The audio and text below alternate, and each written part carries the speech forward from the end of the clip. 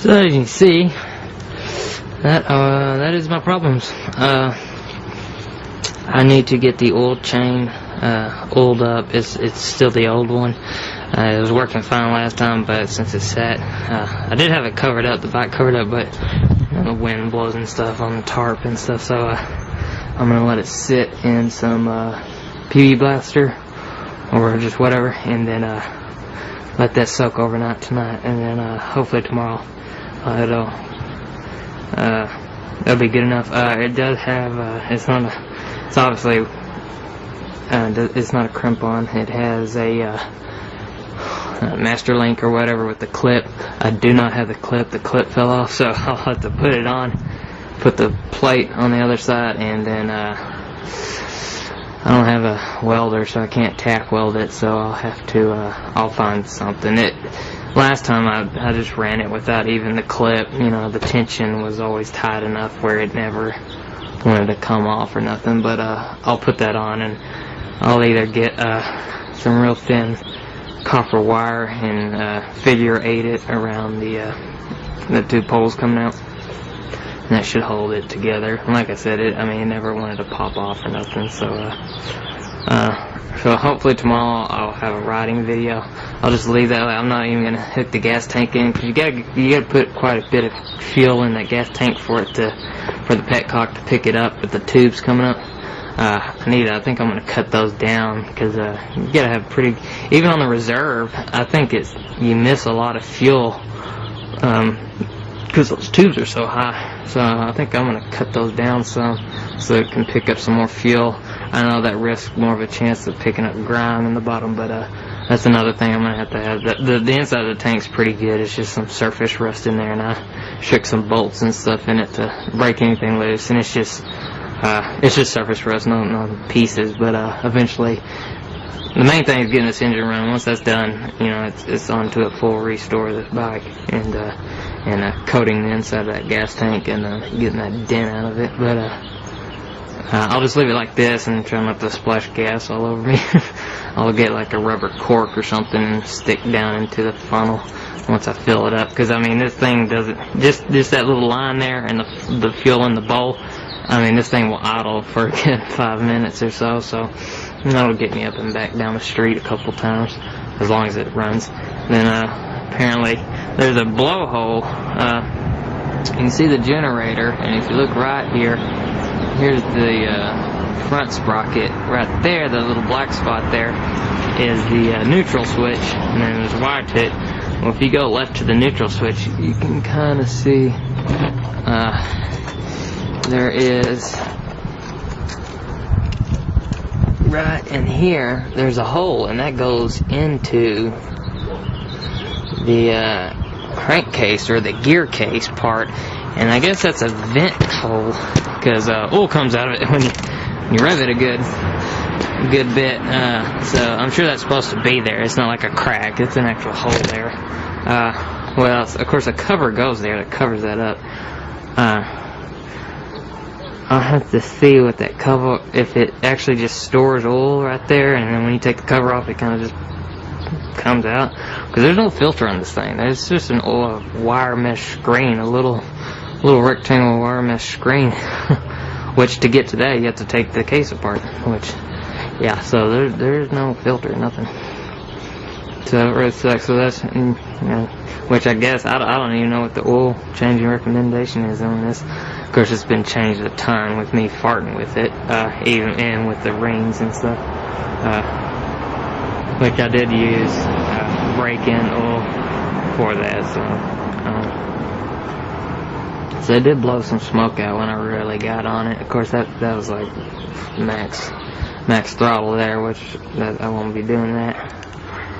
So yeah, and just that may be too high from what it used to be, but I got that up. Maybe that'll help it idle, but I think that's just kind of fake idling it. It's pulling up on the sleeve. So which I don't know. I'll have to measure it. I know there's a measure, like, I don't know, 10 millimeters or something. The thread's supposed to be showing or something like that. I'm gonna start it up again and see what it does.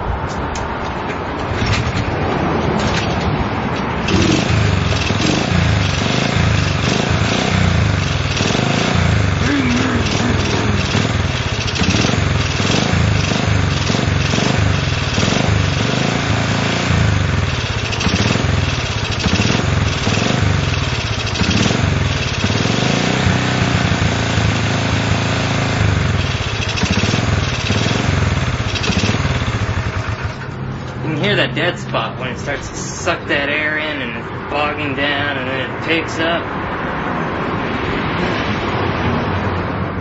I don't know. Like I said, I have the stock size jets in it.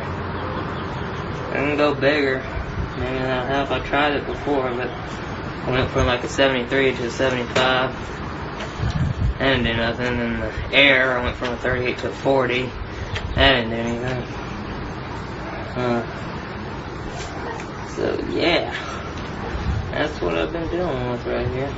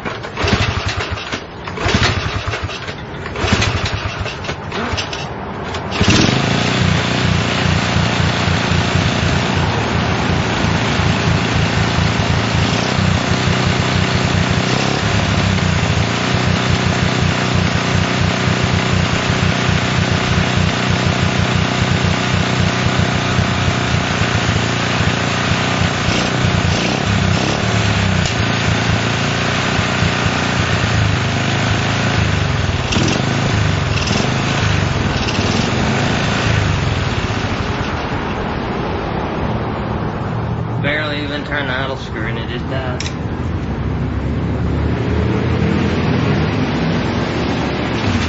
As you can tell, it still won't start without turning the throttle.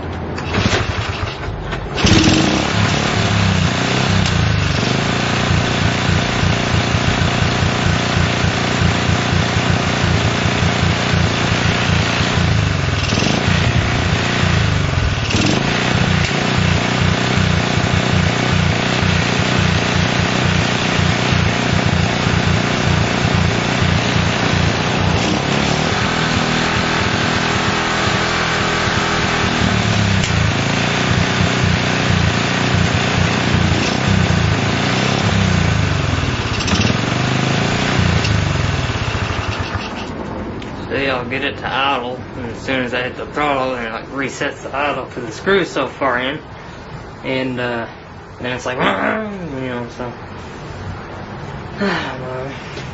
This is irritating.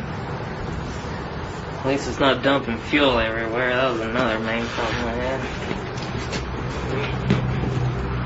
So yeah, eventually I can't get this working in about a month. I'm just gonna trash it and just get one of those 125 cc's or better, bigger Lifen engines or something. This is just too irritating. I'll sell it or whatever the hell. I do have the stock head for it. It already had work done on the valve. The valve was already turned, and the valve seat was grounded, and the valve was grounded. So I didn't want to re-ground them again. And hell, one of them was missing a valve seal. So I was kind of blowing some smoke through. So it was dirty. I didn't feel like fart with that, so I just put one of these. And this one has I think a double ball bearing for the cam, so that's pretty cool. The stock one is just metal, and then it's got the spiral for the oil channel for it, so it's pretty much metal to metal. Like I said, it's got to be fuel, because I mean I'm getting spark. I've checked the contact, which I hate the contact, and yeah, that's pretty much it. I may just a little bit throw on that Chinese carburetor, or knockoff carburetor, whatever you want to call it, and see what that does.